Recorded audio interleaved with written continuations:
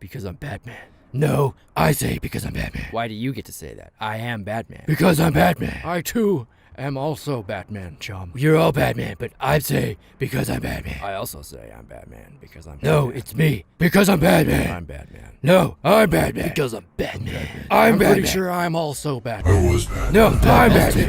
The Spider-Verse is one of Marvel's most popular story, and because of that, many other companies have done their own Spider-Verse. However, Marvel's biggest rival, DC, hasn't really done their own Spider-Verse. Yeah, you think DC, who are well known for doing Multiverse of Madness stories, would have a crack at doing their own Spider-Verse. Well, they kinda did it with Dark Knight Metal, since that story features a bunch of evil Batman from the Dark Multiverse of Madness. Honestly, that feels more like a Crisis event than a Spider-Verse, especially its sequel series, Death Metal. In recent years, DC has finally done a Spider-Verse with one of their most popular characters ever, Harley Quinn. In the current run of the Harley Quinn comic, there was a storyline where someone was killing Harleys throughout the Multiverse of Madness, and the killer was none other than the Harley Quinn who laughed.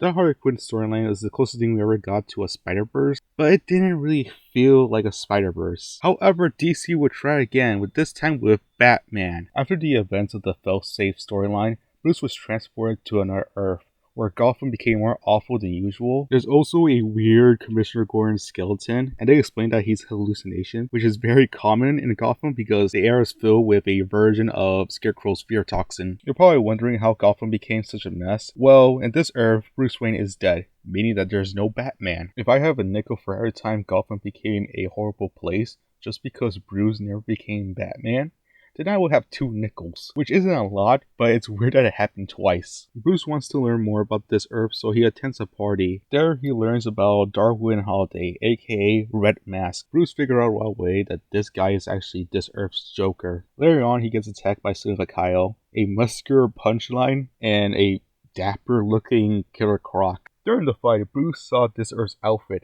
which made him froze up a bit, which makes sense. If you've been following the Batman comics for a while now, then you know that Alfred's been dead for several years. But for some reason, DC likes to bring him back. Usually it's a fake, or a ghost, or a memory, or something else. I know that comic characters don't stay dead, but DC has been doing this way too long, and I'm tired of it, man. Alright, just let my boy Alfred rest in peace. Anyways, Bruce managed to escape and start thinking to himself that he needs to do something to help the people of Gotham. He must strike fear. As Commissioner Skeleton Gordon fades away, Bruce sees a bat, and now he knows what to do.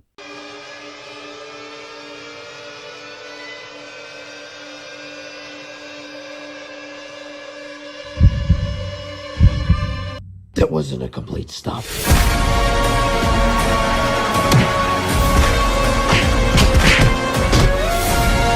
Batman starts taking down criminals, and we see him send this Earth Riddler to the hospital. Later on, Batman starts doing some tests on his counterpart, and it turns out that his body contains a small trace of multiversal energy. While doing his research, he gets interrupted by Harvey Dent and his police force. In this Earth, Harvey Dent never became Two-Face, so instead he's hooked on Venom. But it didn't really matter if he was on Venom or anything, because Batman just beat the shit out of him in front of his police force.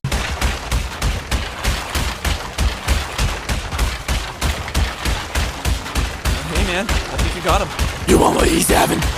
No. That's what I thought. Justice for Gotham! After that, Selina decides to team up with Batman to take down Red Mask. While walking down the hallway, Batman sees a messed up version of Lex Luthor and the Flash. Batman finally confronts Red Mask, and he explains his plan. During a lab experience gone wrong, Red Mask saw a glimpse of other reality, what he was meant to be, so he wants to learn how the Joker was created and become him. Batman tries to talk some sense to him, but he didn't listen, and proceeds to release a poison gas to the city. Batman tries to stop it, but he gets interrupted by Ghostmaker, who also is hooked on Venom. During the fight, Ghostmaker released some inmates to fight Batman, and one of those inmates happens to be Superman.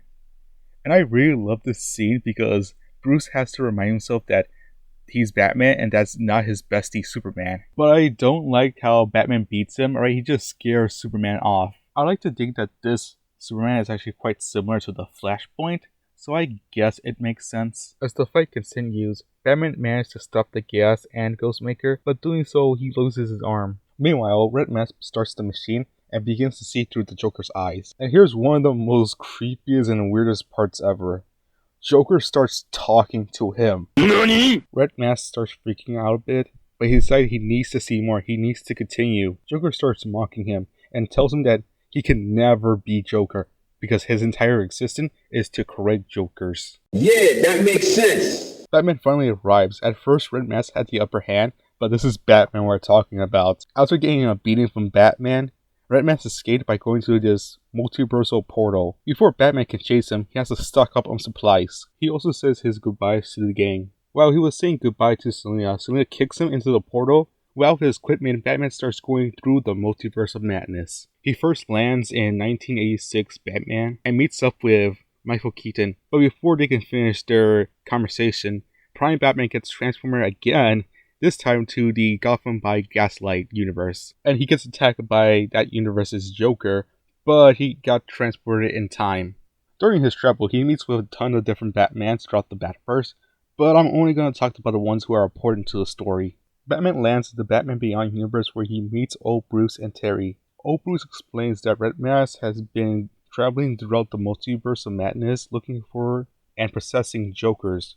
Old Bruce gives Batman a musketeer to use for later, however the conversation gets interrupted by Joker. Batman gets transported again, this time to the 66 universe. Batman 66 gives Prime Batman his utility belt, and he also meets with Dark Knight Returns Batman. Prime Batman asks if he killed his Joker, which old Batman replies with, "Nah, that Joker killed himself," which I call BS on that. Let me know if you guys want me to do an entire video about The Dark Knight Returns because that's one of my favorite comic books / movies to talk about. Anyways, Batman finally caught up with Red Mask. Red Mask sends some Joker shards to Batman, but it's a good thing that Batman 66 always keeps Shark Repellent with him. Batman even comments on this and say that he finally met a Batman who's more prepared. After defeating the Joker shards, Batman walks up to Red Mask and just sucker punch him into the face. Batman used the mouse to tool and got rescued by Tim Drake. Comic ends teasing us a Batman of Zara and R verse. Overall, the story is good, but I feel like they should have done more with the Batverse. Like, I would like to see a Batman reaction to seeing the